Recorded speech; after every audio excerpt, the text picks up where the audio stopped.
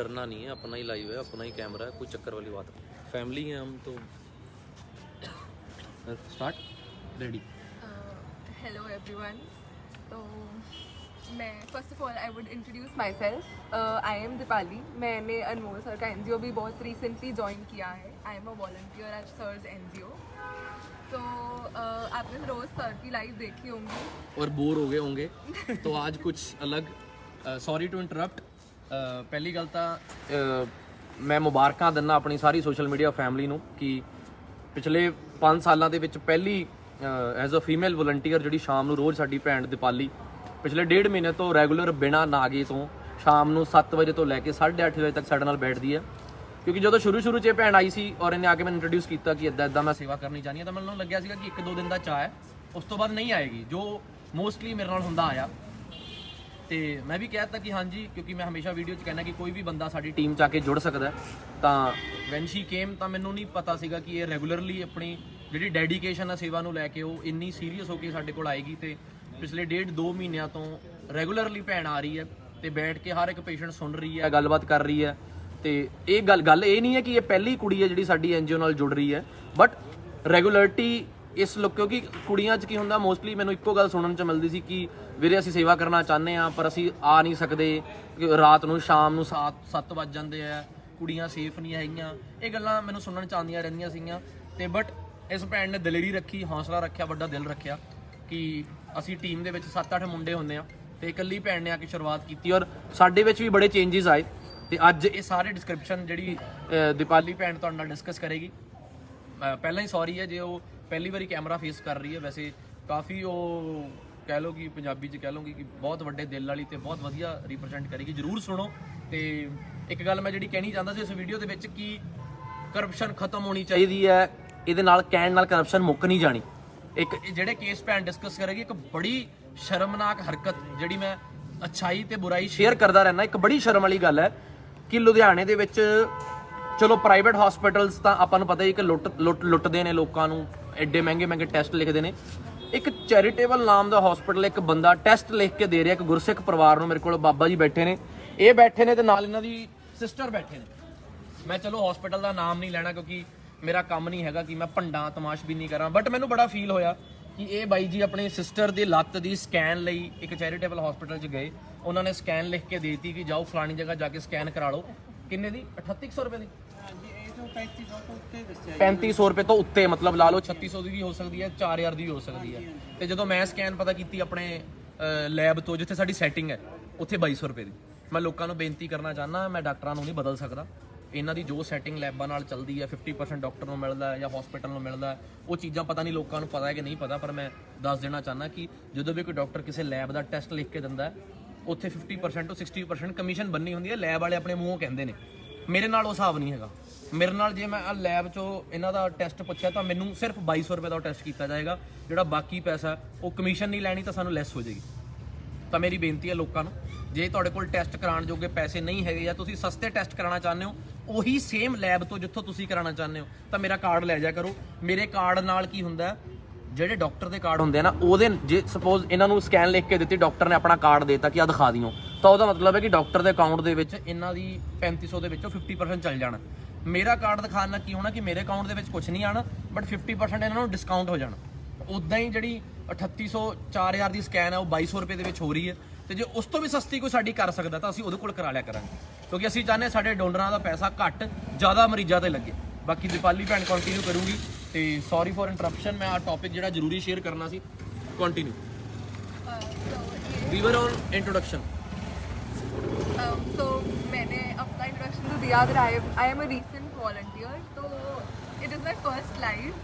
So thank you sir first of all मुझे encourage करने के लिए।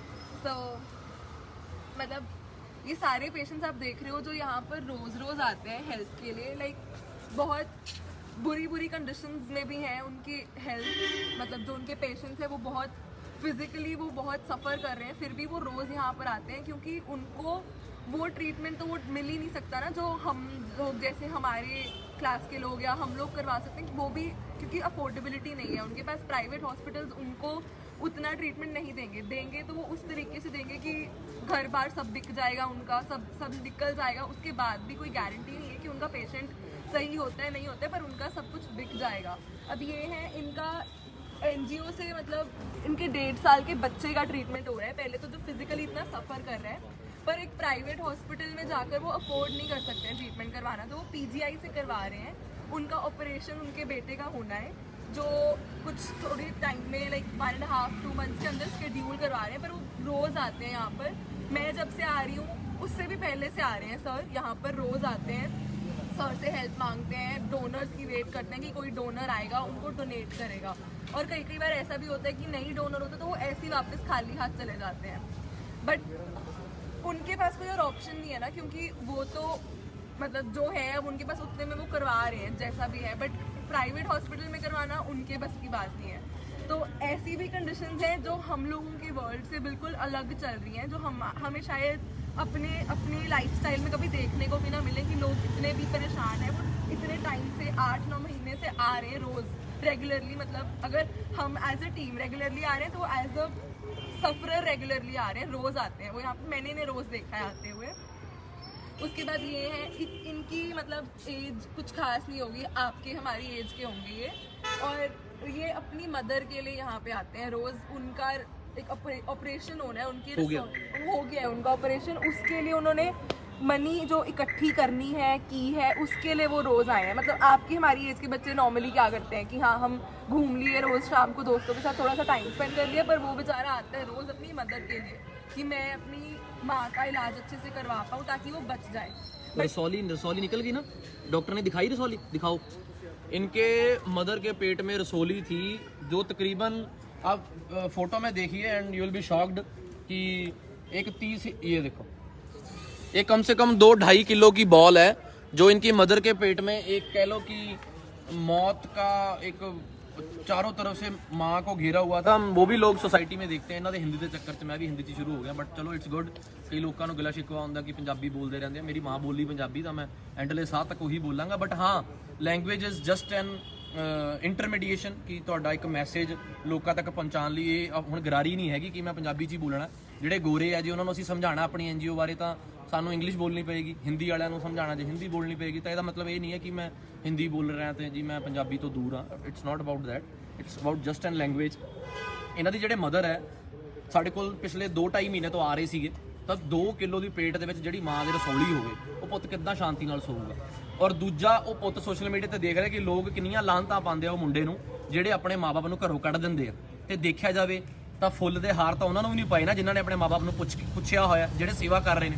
ਤਾਂ ਇਹ ਮੁੰਡਾ ਉਹਨਾਂ ਚੋਂ ਸੀਗਾ ਕਿ ਆਪਣੀ ਮਾਂ ਨੂੰ ਪਿਆਰ ਕਰਦਾ ਸੀਗਾ, ਬਟ ਆਪਰੇਸ਼ਨ ਕਰਾਉਣ ਵਾਸਤੇ ਪੈਸੇ ਨਹੀਂ ਸੀਗੇ। 1000 ਰੁਪਏ ਬੜਾ ਆਪਣੀ ਮੁਸ਼ਕਲ ਇਕੱਠਾ ਕਰਕੇ ਲਿਆਇਆ, ਕਿਰਾਇਆ ਮਕਾਨ ਦਾ 35000 ਰੁਪਏ ਖੜਾ ਹੈ, ਤਾਂ 29,000 ਰੁਪਏ ਦੀ ਜਿਹੜੀ ਸੇਵਾ ਉਹ ਡੋਨਰ ਦੇ ਕੇ ਗਏ ਤੇ ਇਹਨਾਂ ਦੀ ਮਾਂ ਦੀ ਮਦਰ ਦੀ ਜਾਨ ਬਚੀ। ਕੰਟੀਨਿਊ।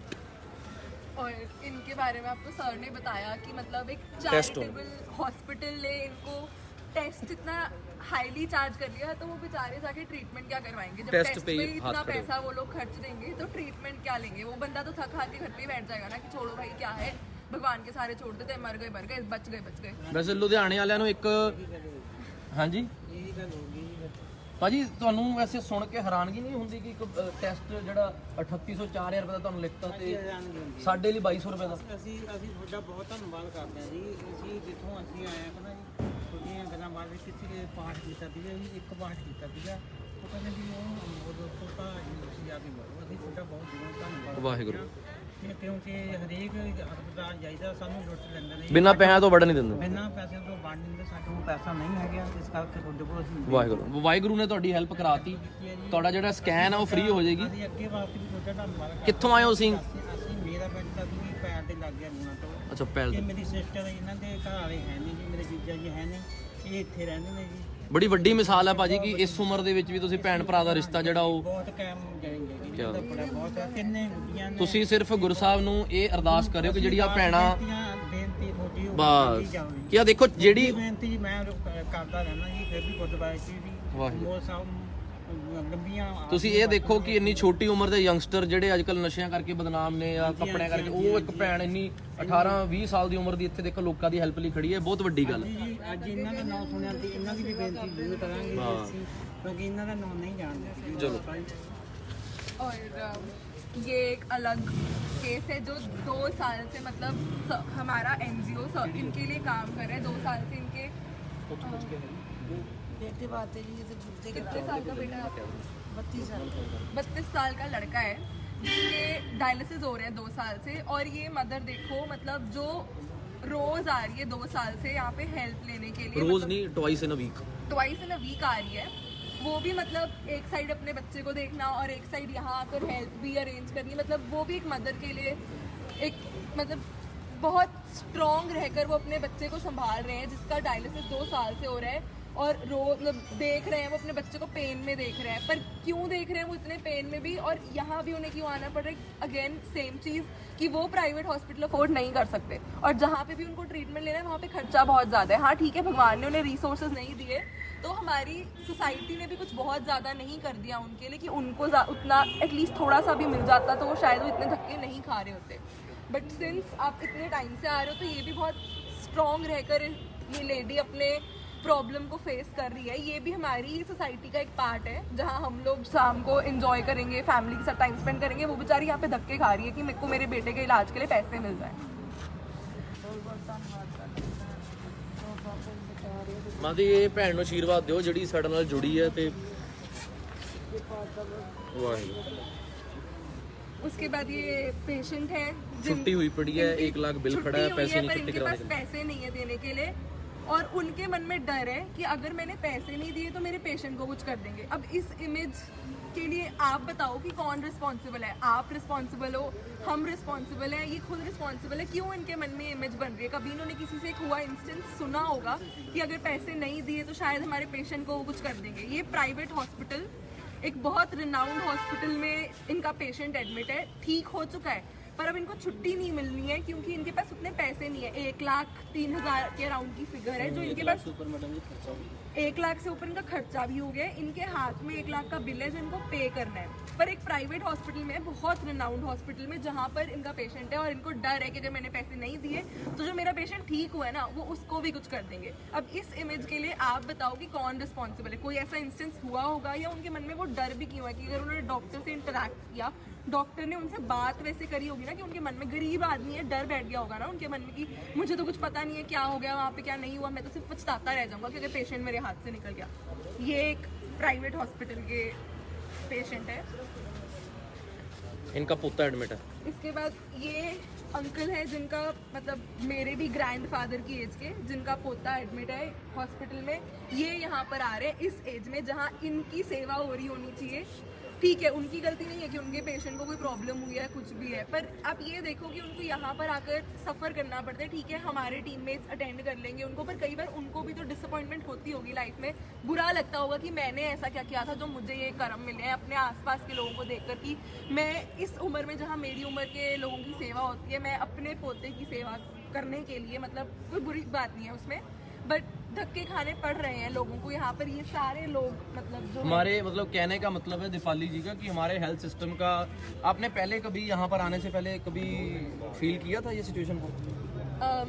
मेरा पर्सनल केस है, मतलब मेरे मदर थे, वो डीएमसी से ही उनका ट्रीटमेंट चल रहा था।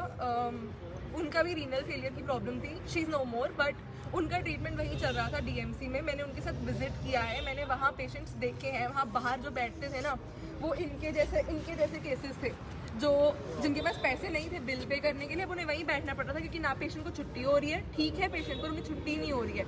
मुझे उस टाइम पर भी फील होता था। और फिर हम तो चलो ठीक है अफोर्ड कर सकते हैं, बट एक फैमिली मेम्बर के नाते भी मैं सेंस कर पा रही थी कि एक प्रॉब्लम, एक हेल्थ प्रॉब्लम पर कितना एक्सपेंडिचर हो सकता है। उसके बाद भी अश्योर्ड तो नहीं है कि पेशेंट बचेगा, पर हम अपनी साइड से कोशिश कर सकते हैं। फील में मेरे को बहुत पहले हुआ है कि मतलब बहुत बार हुआ है। फिर मेरी फैमिली में एक और केस था, कैंसर पेशेंट थे वो मेरी क्लोज फैमिली में, उनके ऊपर एक्सपेंडिचर होना, मतलब ठीक है पेरेंट्स अफोर्ड कर सकते हैं, बट डिस्कस करते तो मैंने भी सुना है ना कि हेल्थ पर इतना निकल जाता है और उसके बाद भी कोई अश्योरिटी नहीं होती कि पेशेंट बचेगा, पेशेंट सस्टेन करेगा कि नहीं करेगा। तो सर फील तो मैंने बहुत बार किया है, योर मुझे हुआ मदर, है। I was just thinking your mother might be feeling proud, not might, she is feeling proud that her daughter today.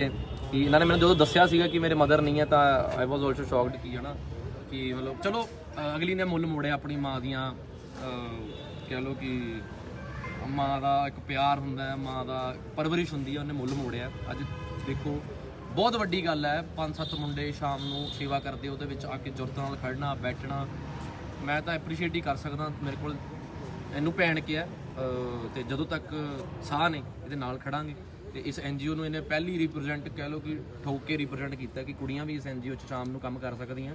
Although ਆਪਾਂ ਸੁਣਨ ਚਾਹੁੰਦੇ ਕਿ ਸੁਸਾਇਟੀ ਸੇਫ ਨਹੀਂ ਹੈ, ਉਹ ਵੀ ਗੱਲ ਕਿਤੇ ਨਾ ਕਿਤੇ ਸਹੀ ਹੈ। ਪਹਿਲਾਂ ਮੈਂ ਕਹਿੰਦਾ ਹੁੰਦਾ ਸੀਗਾ ਕਿ ਨਹੀਂ ਸੁਸਾਇਟੀ ਸੇਫ ਹੈ, ਲੋਕ ਝੂਠ ਬੋਲਦੇ ਨੇ, ਪਰ ਜਦੋਂ ਦੇ ਆਪਾਂ ਸੁਣ ਹੀ ਰਹੇ ਹਾਂ ਘਟਨਾਵਾਂ ਤੇ, ਪਰ ਚਲੋ ਦਲੇਰੀ ਹੈ, ਇੰਨਾ ਬੋਲ ਰਹੀ ਆ ਉਹ ਮੈਨੂੰ ਵੀ ਐਕਸਪੈਕਟਡ ਨਹੀਂ ਸੀਗਾ। ਸਾਰੇ ਪੇਸ਼ੈਂਟ ਐਕੂਰੇਟ ਦੱਸ ਰਹੀ ਹੈ।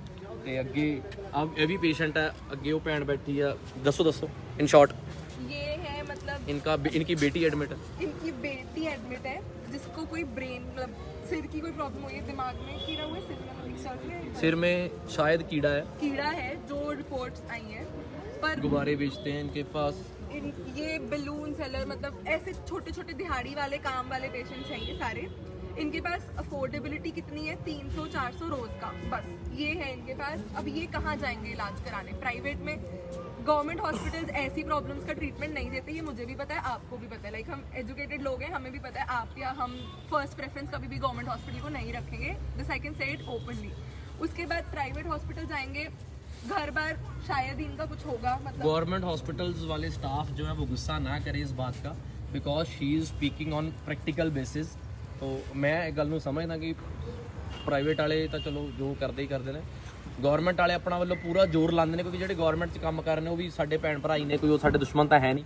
बट वो इसलिए कह रही है क्योंकि तकरीबन जिन्ने मरीज़ आते हैं वो रैफर कर दिते जाते हैं PGI पटियाले, तो उत्थे तक मरीज़ ਜਿਹੜੇ ਬੰਦੇ ਕੋਲ ਲੁਧਿਆਣੇ ਸਰਕਾਰੀ ਜਾਣ ਜੋਗਾ ਪੈਸਾ ਨਹੀਂ, ਕਿਰਾਇਆ ਨਹੀਂ, ਉਹ PGI ਕਿੱਥੋਂ ਮਰੀਜ਼ ਨੂੰ ਲੈ ਕੇ ਜਾਊਗਾ? ਜਾਂ ਹੋਵੇ ਨਾ 100 ਐਂਬੂਲੈਂਸਾਂ ਸਰਕਾਰ ਨੇ ਦਿੱਤੀਆਂ ਹੁਣ ਸਰਕਾਰੀ ਨੂੰ ਕਿ ਭਾਈ ਆ 100 ਐਂਬੂਲੈਂਸਾਂ, ਜਿਹੜਾ ਮਰੀਜ਼ PGI ਰੈਫਰ ਹੁੰਦਾ ਫ੍ਰੀ ਲੈ ਕੇ ਜਾਈ ਚੱਲੋ।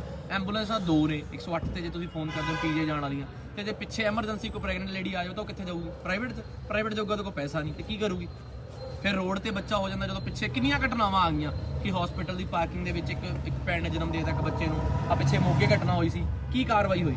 ਲੋਕਾਂ ਨੇ ਤੋਬਾ ਕੀਤੀ, 4 ਕੇ ਥੱਲੇ ਡਾਕਟਰ ਨੂੰ ਗਾਲਾਂ ਲਿਖੀਆਂ, ਫਿਰ ਸਿਸਟਮ ਚੱਲ ਰਿਹਾ। ਅਸੀਂ ਉਹ ਲੋਕ ਆ ਜਿਹੜੇ ਇਹ ਚੀਜ਼ਾਂ ਨੂੰ ਇਗਨੋਰ ਨਹੀਂ ਕਰ ਰਹੇ, ਅਸੀਂ ਆਪਣਾ ਫਰਜ਼ ਨਿਭਾ ਰਹੇ। ਮੈਂ ਆਪਣਾ ਫਰਜ਼ ਨਿਭਾ ਰਿਹਾ, ਸਾਡਾ ਗੌਤਮ ਵੀਰ ਲਾਈਵ ਕਰ ਰਿਹਾ ਉਹ ਆਪਣਾ ਫਰਜ਼ ਨਿਭਾ ਰਿਹਾ, ਰਾਹੁਲ ਵੀਰ ਹੈ ਇਹ ਆਪਣਾ ਫਰਜ਼ ਨਿਭਾ ਰਹੀ ਹੈ। ਇੱਥੇ ਬੈਠ ਕੇ ਸ਼ਾਮ ਨੂੰ ਲੋਕਾਂ ਨੂੰ ਮਿਲਣਾ, ਟਾਈਮ ਦੇਣਾ, ਚੈੱਕ ਕਰਨਾ ਕਿ ਕਿਹੜਾ ਮਰੀਜ਼ ਜੈਨੂਇਨ ਹੈ, ਕਿਹੜਾ ਨਹੀਂ ਜੈਨੂਇਨ, ਕਿਹੜਾ ਝੂਠ ਬੋਲ ਰਿਹਾ, ਕਿਹੜਾ ਨਹੀਂ ਬੋਲ ਰਿਹਾ। ਉਹ ਭੈਣ ਆ ਗਈ, ਉਹ ਭੈਣ ਹੈ ਇਹਦੀ 5 ਭੈਣਾਂ ਹੀ ਨੇ, 4 ਭੈਣਾਂ 5 ਭੈਣਾਂ 5 ਭੈਣਾਂ। ਇਹਨਾਂ ਨੇ ਵੀ ਇੱਕ ਐਗਜ਼ਾਮਪਲ ਸੈੱਟ ਕੀਤੀ ਹੈ, ਨਾਲ ਇਹਨਾਂ ਦੇ ਹਸਬੈਂਡ ਆਏ ਹੋਏ ਨੇ ਜਿਹੜੇ ਦਾ ਸਾਥ ਦੇ ਰਹੇ ਨੇ। ਹੁਣ ਮਾਂ ਦਾ ਆਪਰੇਸ਼ਨ ਹੋਣਾ ਸੀ ਤਾਂ ਡਾਕਟਰ ਨੇ ਕਿਹਾ ਕਿ 20-25 ਹਜ਼ਾਰ ਖਰਚਾ ਤੁਸੀਂ ਇਕੱਠਾ ਕਰ ਲਓ। ਪਰਿਵਾਰ ਨੇ ਇਕੱਠਾ ਕਰ ਲਿਆ, ਫਿਰ ਕਹਿੰਦੇ ਜੀ 13,000 ਰੁਪਏ ਬਲੱਡ ਦੀ ਬੋਤਲ ਚੜਾਓ। ਹੁਣ ਪਰਿਵਾਰ ਕਹਿੰਦਾ 13,000 ਮੈਂ ਉੱਥੇ ਲਾ ਦੂੰਗਾ, ਜਿਹੜਾ ਇਕੱਠਾ ਕੀਤਾ ਉਹਦੇ ਨਾਲ ਆਪਰੇਸ਼ਨ ਤਾਂ ਹੋਣਾ ਨਹੀਂ। ਤਾਂ ਹੁਣ ਉਹ ਭੈਣ ਆਪਣੀ ਮਦਰ ਨੂੰ ਬਚਾਉਣਾ ਚਾਹੁੰਦੀ ਹੈ, ਤਾਂ ਕਿੱਦਾਂ ਬਚੇ? ਪੈਸੇ ਤੋਂ ਬਿਨਾਂ ਤਾਂ ਬਚਣੇ ਨਹੀਂ ਨਾ, ਪੈਸੇ ਤੋਂ ਬਿਨਾਂ ਆਪਰੇਸ਼ਨ ਨਹੀਂ ਹੋਣਾ। ਤਾਂ ਡਾਕਟਰ ਨੇ 30,000 ਖਰਚਾ ਦੱਸਿਆ, 20,000 ਰੁਪਏ ਭੈਣ ਨੇ ਇਕੱਠਾ ਕੀਤਾ, 10,000 ਰੁਪਇਆ ਅੱਜ ਮਿਲਿਆ ਇਹਨਾਂ ਨੂੰ। 10,000 ਅੱਜ 10,000 ਰੁਪਏ ਜਿਹੜੀ ਇਹਨਾਂ ਦੀ ਸੇਵਾ ਹੋਈ ਡੋਨਰਾਂ ਵੱਲੋਂ। ਤੇ ਅੱਜ ਜਿਹੜੇ ਡੋਨਰ ਮੇਨ 60,000 ਦੀ ਸੇਵਾ ਕਰਕੇ ਗਏ ਨੇ। ਦੇਖੋ ਕੱਲ ਅਸੀਂ ਵੀਡੀਓ ਪਾਈ, ਮੈਂ ਬਹੁਤ ਥੈਂਕ ਯੂ ਕੀਤਾ, ਹਰ ਇੱਕ ਵਾਰੀ ਫਿਰ ਥੈਂਕ ਯੂ ਕਰਦਾ ਸ਼ੇਅਰਰ ਦਾ। Who is ਸ਼ੇਅਰਰ? ਜਿਹੜਾ ਵੀਡੀਓ ਨੂੰ ਇੱਕ ਬਟਨ ਨੱਪ ਕੇ ਸ਼ੇਅਰ ਕਰਦਾ। ਵੀਡੀਓ ਦੇਖਣ ਵਾਲੇ ਬੰਦੇ ਹੋਣਗੇ 400-500 ਲਾਈਵ ਦੇਖ ਰਿਹਾ ਹੋਵੇਗਾ, ਜੇ 500 ਬੰਦਾ ਵੀਡੀਓ ਸ਼ੇਅਰ ਕਰਦਾ ਤਾਂ ਅੱਗੇ 1500 ਬੰਦੇ ਤੱਕ ਜਾਊਗੀ। ਉਹ 1500 ਸ਼ੇਅਰ ਕਰਦੇ ਅਗਲੇ 1500 ਤੱਕ ਜਾਊਗੀ, ਕੋਈ ਤਾਂ ਬੰਦਾ ਸੇਵਾ ਕਰਨ ਆਊਗਾ ਨਾ। ਕੱਲ ਅਸੀਂ ਇਹੀ ਰੀਜ਼ਨ ਰੱਖ ਕੇ ਵੀਡੀਓ ਪਾਈ, ਅੱਜ 70,000 ਰੁਪਏ ਦੀ ਸੇਵਾ ਕਰਨ ਲੋਕ ਆਏ ਸੀ। ਉਹ 70,000 ਰੁਪਏ ਨਾਲ ਸਾਰਿਆਂ ਦੀ ਮਦਦ ਹੋਈ ਹੈ, ਕਿਸੇ ਦੀ 10, ਕਿਸੇ ਦੀ 20, ਕਿਸੇ ਦੀ 5 ਹੋਈ ਹੈ ਨਾ। ਤਾਂ ਇਹਨਾਂ ਦੀ 10,000 ਦੀ ਮਦਦ ਹੋਈ ਹੈ, ਇਹਨਾਂ ਦੀ 10,000 ਦੀ ਮਦਦ ਹੋਈ ਹੈ, ਉਹਨਾਂ ਦੀ ਹੋਈ ਹੈ, ਉਹਨਾਂ ਦੀ ਹੋਈ ਹੈ। ਤਾਂ ਇਦਾਂ ਹੈਲਪ ਹੋ ਰਹੀ ਹੈ ਇੱਕ ਵੀਡੀਓ ਸ਼ੇਅਰ ਕਰਨਾ। ਇੱਕ ਉਹ ਪੇਸ਼ੈਂਟ ਬੈਠਾ ਸ਼੍ਰੀਨਗਰ 'ਚ ਐਕਸੀਡੈਂਟ ਹੋ ਗਿਆ ਸੀਗਾ, ਐਕਸਰੇ ਦਿਖਾਈਓ। ਸ਼੍ਰੀਨਗਰ 'ਚ ਐਕਸੀਡੈਂਟ ਹੋ ਗਿਆ ਸੀਗਾ ਤੇ 2 ਦਿਨ ਤੋਂ ਲੱਤ ਟੁੱਟੀ ਪਈ ਹੈ, ਸਰਕਾਰੀ ਧੱਕੇ ਖਾਇਆ ਹੈ ਜਾ ਕੇ, ਆਪਰੇਸ਼ਨ ਨਹੀਂ ਹੋ ਰਿਹਾ। ਆਹ ਆਪਰੇਸ਼ਨ 'ਚ ਤੁਸੀਂ ਹਾਲ ਦੇਖ ਸਕਦੇ ਹੋ ਐਕਸਰੇ ਦਾ ਕੀ ਹਾਲ। ਐਕਸਰੇ 'ਚ ਹੱਡੀ ਦਾ ਹਾਲ ਦੇਖੋ, ਟੁਕੜਾ ਲੱਗ ਹੋ ਚੁੱਕਾ। ਕਿੰਨੇ ਬੱਚੇ ਵੀਰ ਤੁਹਾਡੇ ਘਰੇ? ਹੁਣ 3 ਬੱਚੇ ਹੈ। ਹੁਣ ਆ ਵਿਚਾਰਾ ਆਪ ਕਮਾਊਗਾ ਨਹੀਂ ਤੇ 3 ਬੱਚੇ ਕਿੱਥੋਂ ਪਾਲੂਗਾ? ਮਤਲਬ ਇਹ ਸੋਸਾਇਟੀ 'ਚ ਪ੍ਰੋਬਲਮ ਆ, ਸੀਰੀਅਸ ਨੇ। ਇਹਨਾਂ ਦਾ ਹੱਲ ਕਰਨਾ ਸਰਕਾਰ ਦਾ ਕੰਮ ਹੈ, ਕਿਉਂਕਿ ਵੀ ਆਰ ਪੇਇੰਗ ਟੈਕਸਸ।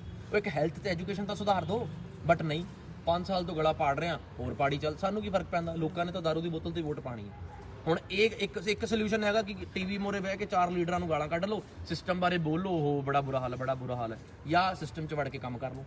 ਮੈਂ ਸਿਸਟਮ 'ਚ ਵੀ ਨਹੀਂ ਵੜਨਾ, ਨਾ ਮੈਂ ਇਲੈਕਸ਼ਨ ਲੜਨੇ, ਬਟ ਮੈਂ ਕੀ ਕਰ ਸਕਦਾ, ਮੈਂ ਆਪਣੇ ਗੁਰੂ ਸਾਹਿਬ ਦਾ ਕਿਹਾ ਸੰਦੇਸ਼ਾ ਚਲਾ ਸਕਦਾ, ਮੈਂ ਉਹਦੇ ਤੇ ਅਮਲ ਕਰ ਸਕਦਾ, ਸੌਰੀ ਚਲਾ ਨਹੀਂ ਸਕਦਾ, ਮੈਂ ਅਮਲ ਕਰ ਸਕਦਾ ਕਿ ਹਾਂ ਭਾਈ ਸਾਡੇ ਗੁਰੂ ਸਾਹਿਬਾਨ ਨੇ ਕਿਹਾ ਕਿ ਦਸਵੰਧ ਲੋਕਾਂ ਦੀ ਸੇਵਾ ਦੇ ਵਿੱਚ, ਮਾਨਵਤਾ ਦੀ ਸੇਵਾ ਦੇ ਵਿੱਚ ਲਾਓ। ਉਹ ਲੋਕਾਂ ਨੂੰ ਮੈਂ ਅਵੇਅਰ ਕਰ ਰਿਹਾ, ਤੇ ਇੱਥੇ ਬਹਿ ਕੇ ਜਿਹੜੇ ਦਾਨ ਦੇਣ ਆ ਰਹੇ ਨੇ ਉਹਨਾਂ ਨੂੰ ਡਾਇਰੈਕਟ ਲੋਕਾਂ ਨਾਲ ਮਿਲਵਾ ਰਿਹਾ। ਅੱਜ 70,000 ਦੀ ਸੇਵਾ ਸੀ, ਡੋਨਰ ਵੀਡੀਓ 'ਚ ਨਹੀਂ ਆਉਣਾ ਚਾਹੁੰਦੇ ਸੀ, ਉਹ ਡਾਇਰੈਕਟ ਲੋਕਾਂ ਨੂੰ ਵੰਡ ਗਏ। ਹੁਣ ਇਹਨਾਂ ਦੇ ਜਾ ਕੇ ਹਸਪੀਟਲ ਜਮ੍ਹਾਂ ਹੋ ਜਾਣਗੇ, ਇਹਨਾਂ ਦੀ ਜਾਨ ਬਚ ਜਾਏਗੀ। ਮੇਰਾ ਵਿੱਚੋਂ ਕੀ ਲੱਗਿਆ, ਕੀ ਨਾਮ ਸੀ ਵੀਰੇ ਉਹ ਡੋਨਰ ਜੀ ਦਾ? ਹਰਪ੍ਰੀਤ ਜੀ, ਕੰਟਰੀ ਨਹੀਂ ਦੱਸੀ ਉਹਨਾਂ ਨੇ। ਹਰਪ੍ਰੀਤ ਜੀ ਬਾਹਰੋਂ ਸੇਵਾ ਕਰਨ ਆਏ ਸੀਗੇ, ਉਹਨਾਂ ਦੇ ਬ੍ਰਦਰ 60,000 ਰੁਪਏ ਦੀ। ਹੁਣ ਇਹਨਾਂ ਨੂੰ ਵੀ ਅਸੀਂ ਪ੍ਰਾਈਵੇਟ 'ਚ ਖਰਚਾ ਪਤਾ ਕਰਾਂਗੇ ਕਿੰਨਾ ਹੈਗਾ ਤੇ ਹੈਲਪ ਕਰਨਗੇ। ਬਾਕੀ ਅ ਬਿਗ ਥੈਂਕ ਟੂ ਸਾਡੀ ਭੈਣ ਦੀਪਾਲੀ ਜੀ, ਜਿਨ੍ਹਾਂ ਨੇ ਅੱਜ ਤੁਹਾਨੂੰ ਰਿਪਰੈਜ਼ੈਂਟ ਕਰਕੇ ਦਿਖਾਇਆ। ਹੋ ਸਕਦਾ ਅੱਗੋਂ ਇਹੀ ਸਾਂਭੇ ਕੰਮ, ਕਿਉਂਕਿ ਮੈਨੂੰ ਥੋੜਾ ਜਿਹੀ ਸ਼ਾਂਤੀ ਮਿਲੇਗੀ ਤੇ ਇਹ ਭੈਣ ਰੋਜ਼ ਆ ਕੇ ਇੱਥੇ ਕੰਮ ਕਰੇਗੀ। ਬਾਕੀ ਜਿਹੜਾ ਵੱਡਾ ਥੈਂਕ ਯੂ ਜਾਂਦਾ ਨਾ, ਵੱਡਾ ਉਹ ਜਾਂਦਾ ਰਾਹੁਲ ਵੀਰੇ ਨੂੰ, ਕਿਉਂਕਿ ਰਾਹੁਲ ਵੀਰਾ ਜਿਹੜਾ ਉਹ ਕੈਮਰੇ ਮੋਰੇ ਨਹੀਂ ਆਉਂਦਾ, ਬਟ ਇਸ ਬੰਦੇ ਦੀ ਦੇਣ ਬਹੁਤ ਹੈ NGO ਨੂੰ। ਕੀ ਦੇਣ? ਸਵੇਰੇ ਸ਼ਾਮ ਮਰੀਜ਼ਾਂ ਨੂੰ, ਕਿਸੇ ਨੂੰ ਦਵਾਈ ਚਾਹੀਦੀ ਹੈ, ਕਿਸੇ ਨੂੰ ਕੁਛ ਚਾਹੀਦਾ, ਕੁਛ ਚਾਹੀਦਾ। ਮੈਨੂੰ ਨਹੀਂ ਲੱਗਦਾ ਕਿ ਇਹ ਬੰਦਾ ਸਾਰਾ ਦਿਨ ਕੋਈ ਹੋਰ ਕੰਮ ਕਰਦਾ ਹੋਵੇ। ਰਾਹੁਲ ਵੀਰਾ, ਗੌਤਮ ਵੀਰਾ, ਰਾਜਪੂਤ, ਸਾਡਾ ਬਾਈ ਮੈਂ ਨਾਮ ਭੁੱਲ ਜਾਂਦਾ, ਅਨੁਰਾਗ ਭਰਾ, ਇਹ ਸਾਰੇ ਮੁੰਡੇ ਜਿਹੜੇ ਇੱਥੇ ਆ ਕੇ ਵਲੰਟਰਿੰਗ ਕਰਦੇ ਆ ਨਾ, ਜੇ ਇਹ ਨਾ ਹੋਣ ਤਾਂ ਮੈਂ ਨਹੀਂ ਹੋ ਸਕਦਾ। ਔਰ ਇਹ ਸਾਰਿਆਂ ਦੀ NGO ਹੈ, ਮੇਰੀ ਇਕੱਲੇ ਦੀ NGO ਨਹੀਂ। ਤਾਂ ਉਹਨਾਂ ਕਰਕੇ ਹੀ ਮਰੀਜ਼ਾਂ ਦੀ ਹੈਲਪ ਹੋ ਰਹੀ। ਬਾਕੀ ਜੇ ਕੁਝ ਰਹਿ ਗਿਆ ਹੋਵੇ ਤਾਂ आई वुड जस्ट अपील कि हम लोग डायरेक्टली तो नहीं उन्हें डोनेट करते हैं, मतलब आप जैसे लोग जो जेन्युइनली डोनेट करना चाहते हैं, या एक बार आप लोग पेशेंट्स की कंडीशन भी देखना चाहते हैं ना, क्योंकि मैं जब फर्स्ट टाइम आई थी मैंने उसी दिन डिसाइड किया था। पहले मैं शायद सर्टेन भी नहीं थी कि मैं कंटिन्यू कब तक कर पाऊंगी, बट जब मैंने यहाँ पे आके पेशेंट्स की कंडीशन देखी थी और ये देखा था कि यहाँ पे जो डोनेट करने आते हैं ना, वो सीधा पेशेंट्स के हाथ में पैसे देते हैं। हम में से कोई उसके बीच में, सिर्फ आप लोगों को हम कॉन्टैक्ट करवा सकते हैं। तो आई वुड जस्ट अपील कि आप लोग आओ, विजिट करो, पेशेंट्स की कंडीशन देखो। मेरा अगर मतलब मेरा हार्ट मेल्ट हुआ था तो आप लोगों का भी सर्टेनली हो जाएगा, और आपको भी पता लगेगा कि नीडफुल क्या है, आप लोगों को क्या करना चाहिए इन लोगों के लिए। हम लोग बता तो नहीं सकते आप क्या कर सकते हो, बट बस आकर देखोगे आप लोग खुद समझ जाओगे कि आप सोसाइटी का पार्ट, एक रिस्पॉन्सिबल पार्ट होकर क्या कर सकते हो इन लोगों के लिए। ਬਾਕੀ ਜਿਹੜੇ ਬਾਈ NGOs ਨੂੰ ਅਕਾਊਂਟਾਂ ਦੇ ਵਿੱਚ ਫੰਡ ਪਾਉਂਦੇ ਨੇ ਨਾ, ਪਾਣੇ ਬੰਦ ਨਾ ਕਰੋ। ਪਰ ਇੱਕ ਬੇਨਤੀ ਹੈ, ਜ਼ਰੂਰ ਕਰੋ, ਜੇ ਜਾਇਜ਼ ਲੱਗੀ ਤਾਂ ਥੱਲੇ ਕਮੈਂਟਾਂ ਜ਼ਰੂਰ ਦੱਸਿਓ। ਬੇਨਤੀ ਇਹ ਕਰੋ, ਜਿਨ੍ਹਾਂ ਨੂੰ ਫੰਡ ਪਾਉਂਦੇ ਹੋ ਨਾ, ਜਿਹੜੀ ਵੀ NGO ਨੂੰ, ਉਹਨਾਂ ਨੂੰ ਕਹੋ ਕਿ ਆਮ ਲੋਕਾਂ ਨੂੰ ਮਿਲਣ ਦਾ ਸਮਾਂ ਤੇ ਜਗ੍ਹਾ ਦੇਣ। ਉਹਦਾ ਕੋਈ ਫਾਇਦਾ ਨਹੀਂ ਅਕਾਊਂਟਾਂ 'ਚ ਪੈਸਾ ਪਾਤਾ ਤੇ ਉਹਨਾਂ ਨੇ ਕਿਹਾ ਅਸੀਂ ਵੰਡਤਾ ਤੇ ਤੁਸੀਂ ਮੰਨ ਲਿਆ। ਭਾਈ ਜਿਹੜੀ ਵੀ NGO ਕੰਮ ਕਰਦੀ ਸਮਾਜ ਭਲਾਈ ਦੇ ਲਈ, ਲੋਕਾਂ ਨੂੰ ਮਿਲਣ ਦਾ ਸਮਾਂ ਤੇ ਜਗ੍ਹਾ ਦਿਓ। ਅਸੀਂ ਦਿੰਨੇ ਆ ਰੋਜ਼, ਔਰ ਪੈਸਾ ਵੀ ਨਹੀਂ ਲੈਂਦੇ, ਫਿਰ ਵੀ ਟਾਈਮ ਦੇ ਰਹੇ ਆ ਬੈਠਣ ਦਾ ਕਿ ਭਾਈ ਆਓ ਬੈਠੋ ਮਿਲੋ। ਬਾਕੀ ਸੰਸਥਾਵਾਂ ਨੂੰ ਬੇਨਤੀ ਹੈ, ਪੰਜਾਬ ਦੀਆਂ, ਲੁਧਿਆਣੇ ਦੀਆਂ, ਇੰਡੀਆ ਦੀਆਂ, ਕਿ ਸ਼ਾਮ ਨੂੰ ਕੋਈ ਸਮਾਂ ਦਿਓ, ਲੋਕਾਂ ਨੂੰ ਵੀਡੀਓ 'ਚ ਦੱਸੋ, ਕਿਤੇ ਵਾਇਰਲ ਕਰੋ। ਮੈਂ ਵਾਇਰਲ ਕਰ ਦਿੰਦਾ ਕਿ ਫਲਾਣੀ ਸੰਸਥਾ ਉੱਥੇ ਬੈਠਦੀ ਹੈ ਸ਼ਾਮ ਨੂੰ 2 ਘੰਟੇ, ਸਵੇਰੇ 2 ਘੰਟੇ, ਲੋਕ ਆਪਣੀ ਪ੍ਰੋਬਲਮਸ ਉੱਥੇ ਜਾ ਕੇ ਸ਼ੇਅਰ ਕਰਨ। ਉਹਦਾ ਕੋਈ ਫਾਇਦਾ ਨਹੀਂ। ਸੋਸ਼ਲ ਮੀਡੀਆ ਤੇ ਇਕੱਲੀਆਂ NGOs ਨਹੀਂ ਕੰਮ ਕਰ ਸਕਦੀਆਂ, you should be on ground level. Thank you so much. ਤੇ ਸਾਡੀ ਟੀਮ ਦਾ ਥੈਂਕ ਯੂ, ਇਹਨਾਂ ਪੇਸ਼ੈਂਟਾਂ ਦਾ ਥੈਂਕ ਯੂ, ਡੋਨਰਸ ਦਾ ਥੈਂਕ ਯੂ, ਤੇ ਗੌਤਮ ਬਾਈ ਜਿਹੜਾ ਵੀਡੀਓ 2 ਹੱਥਾਂ ਨਾਲ ਫੜ ਲਈ ਉਹਨੇ, ਹੁਣ ਕੀ ਬਹੁਤ ਦੇਰ ਹੋ ਗਈ। God bless you. Waheguru ji का खालसा, वाहिगुरू जी की फतेह। जय श्री राम, जय माता।